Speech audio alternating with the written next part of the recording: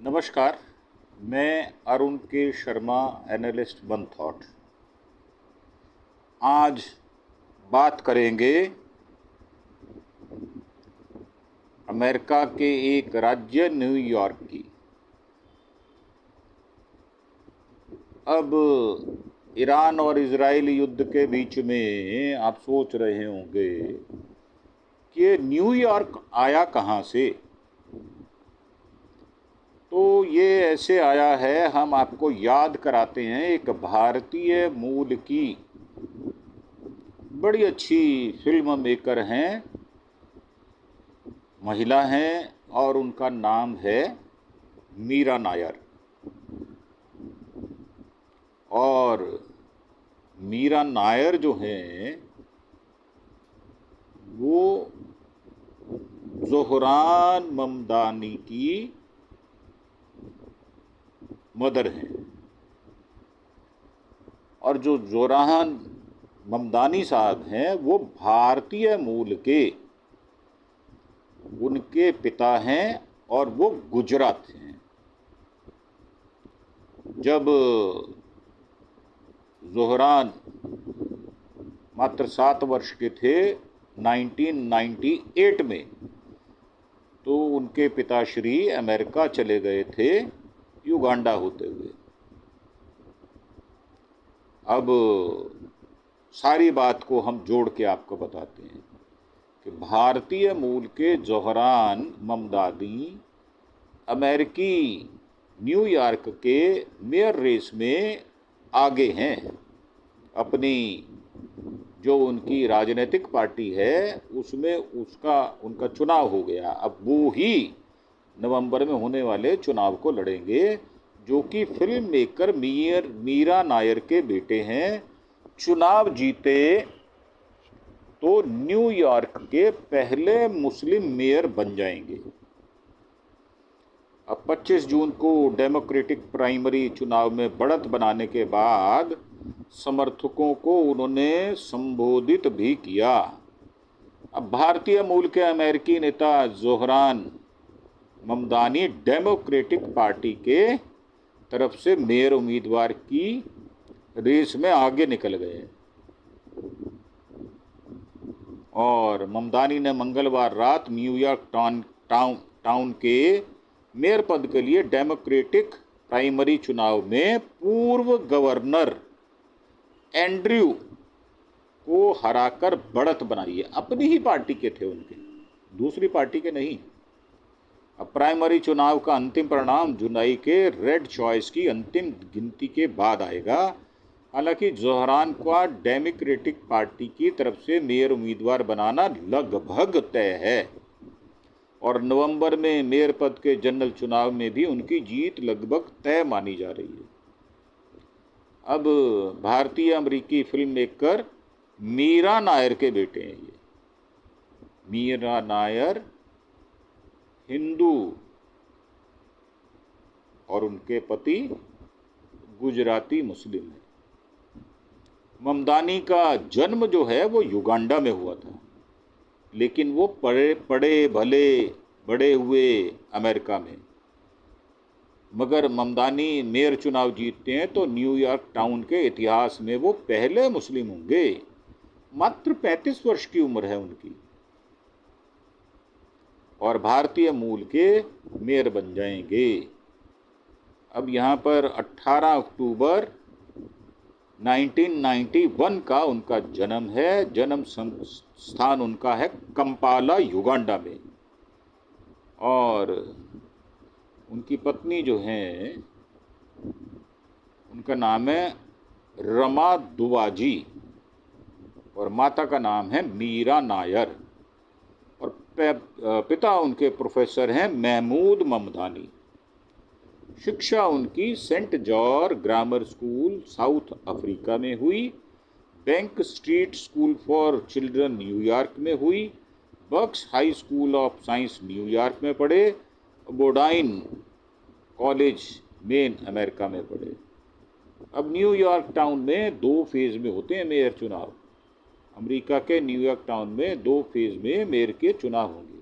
Party primary चुनाव अगर कोई उम्मीदवार किसी पार्टी या डेमोक्रेट या रिपब्लिकन से लड़ रहा है तो उसे पहले उस पार्टी की प्राइमरी चुनाव जीतनी होती है, जिसमें 5 उम्मीदवारों के बीच चुनाव होता है। इसमें पार्टी के रजिस्टर्ड मेंबर्स वोट डालते हैं। जीत के लिए उम्मीदवार को 50% से ज़्यादा वोट लाना जरूरी होता है। ऐसा नहीं होने पर रेड चॉइस वोटिंग प्रणाली होती है। इसमें वोटर उम्मीदवारों को उनकी पसंद के क्रम से फर्स्ट, सेकंड, थर्ड रैंक देते हैं। अगर कोई उम्मीदवार पहली पसंद में बहुमत नहीं पाता तो सबसे कम वोट पाने वाले को हटाकर उसके वोटें अगले पसंदीदा को ट्रांसफ़र की जाती हैं जब तक कोई बहुमत ना पाले। एक प्रोसेस है। और आम चुनाव जो जनरल इलेक्शन होते हैं उनमें पार्टी प्राइमरी चुनाव में जीत के बाद अलग अलग पार्टियों के उम्मीदवारों के बीच चुनाव होता है। इसमें चुनाव जीतने वाला ही मेयर बनता है। यह आमतौर पर नवंबर के पहले मंगलवार को होता है। इसमें न्यूयॉर्क के सभी रजिस्टर्ड वोटर्स वोट करते हैं। जनरल इलेक्शन के नतीजे आने के बाद विजेता 1 जनवरी को मेयर पद की शपथ ले लेता है। अब ममदानी को मिले हैं 43.5% वोट। रैंक चॉइस वोटिंग से फ़ायदा मिला। 24 जून को डेमोक्रेटिक प्राइमरी चुनाव में रैंक चॉइस वोटिंग के पहले दौर में ममदानी ने 43.5% वोट, लगभग 4,32,000 वोटों के साथ बढ़त बनाई, जबकि कुआमो 36.4% वोटों के साथ दूसरे स्थान पर रहे और ब्रैंड लैंडर 11.3% के साथ तीसरे स्थान पर रहे। बाकी वोट 2 उम्मीदवारों के बीच बांट गए।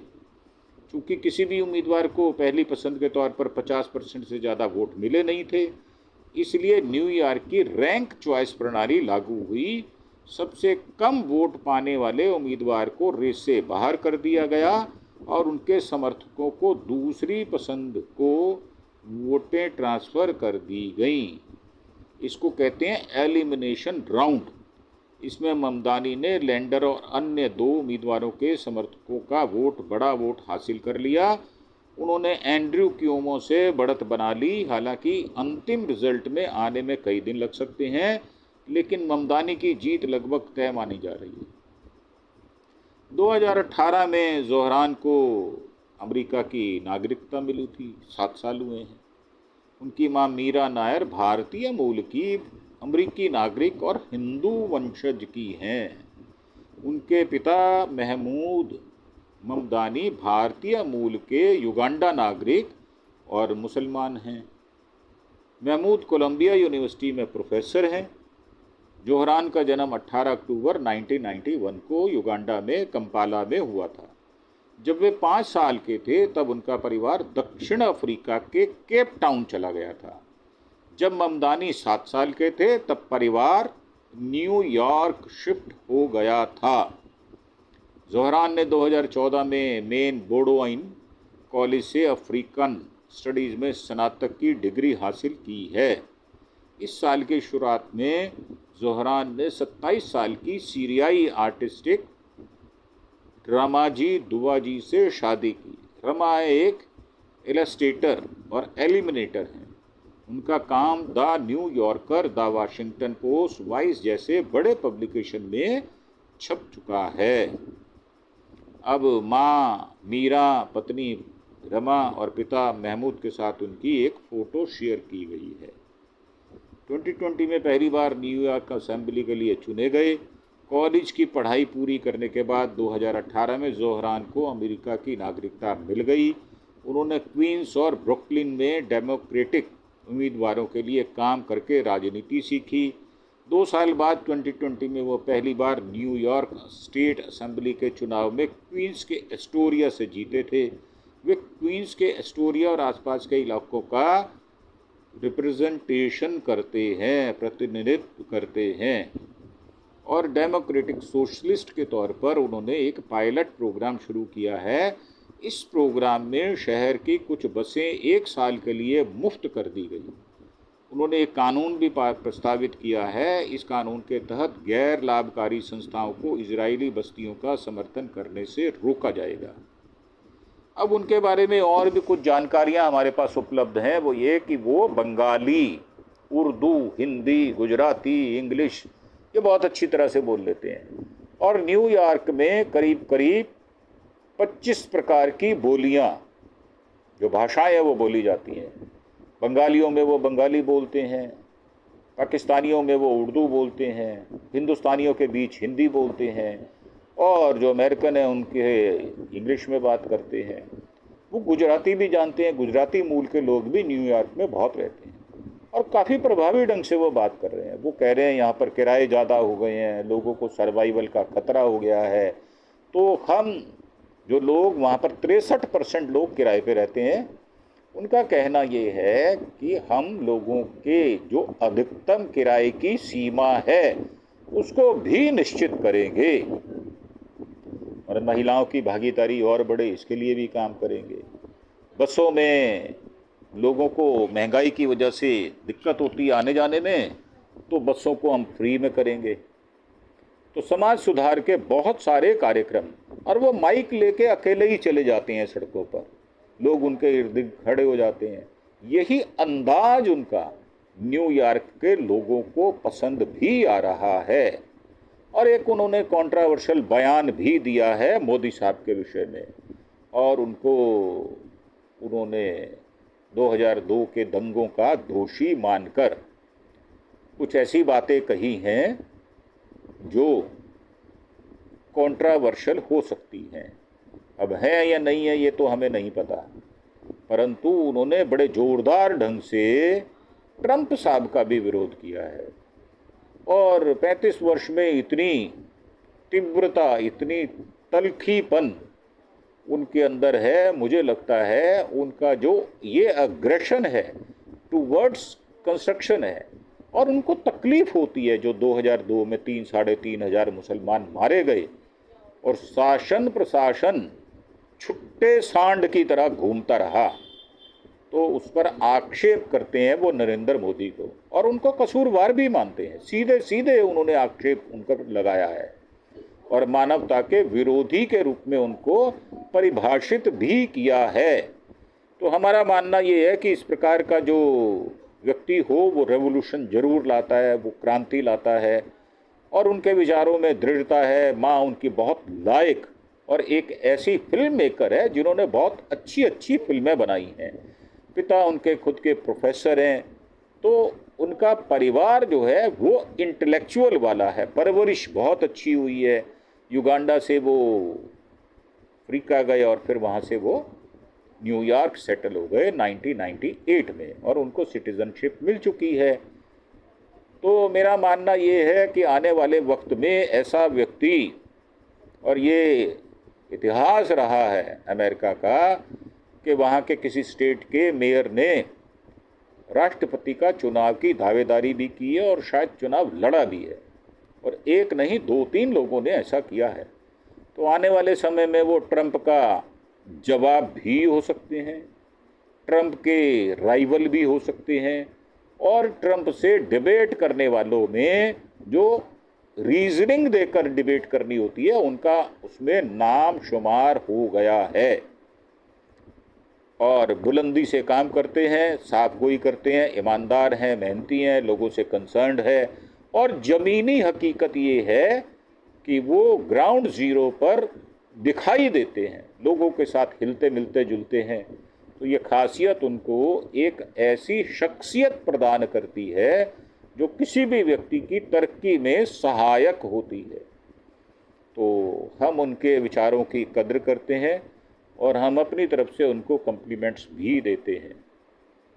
वो अपने विचारों में दृढ़ रहें, लोगों की भलाई के लिए काम करें, तो हम उनको कम्प्लीमेंट्स भी देते हैं। आप क्या सोचते हैं उनके विषय में, आप नीचे कमेंट बॉक्स में जाकर अवश्य बताएं। और ये भी बताएं क्या भारतीय मूल के जो लोग हैं वो विश्व में कहीं पर भी हों, जब वो आगे आते हैं, जब वो आगे बढ़कर कुछ स्थान प्राप्त कर लेते हैं, तो भारतीयों को कितनी खुशी होती है।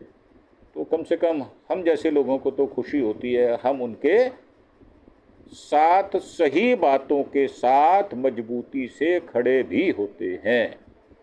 तो इसी के साथ, इन विचारों के साथ आपको छोड़ जाते हैं। आप विचार करें और कमेंट बॉक्स में जाकर हमें कमेंट सेक्शन में बताएं कि क्या उचित और क्या अनुचित है, और हमें जो हमारा चैनल है अरुण के शर्मा एनालिस्ट वन थॉट, उसको सब्सक्राइब अवश्य करें। हम हर बार आपसे प्रार्थना करते हैं, पर जब हम लिस्ट उठाकर देखते हैं तो सब्सक्राइबर को की संख्या जो है वो वहीं टिकी रह जाती है। तो आपसे बड़ी पोलाइट सी रिक्वेस्ट है, हम्बल, कि आप हमारे चैनल को सब्सक्राइब करें। हम आपको भिन्न प्रकार की सूचनाओं से अवगत कराते रहेंगे। इसी के साथ आपका विदा लेते हुए धन्यवाद। Thank you. जय हिंद, जय भारत।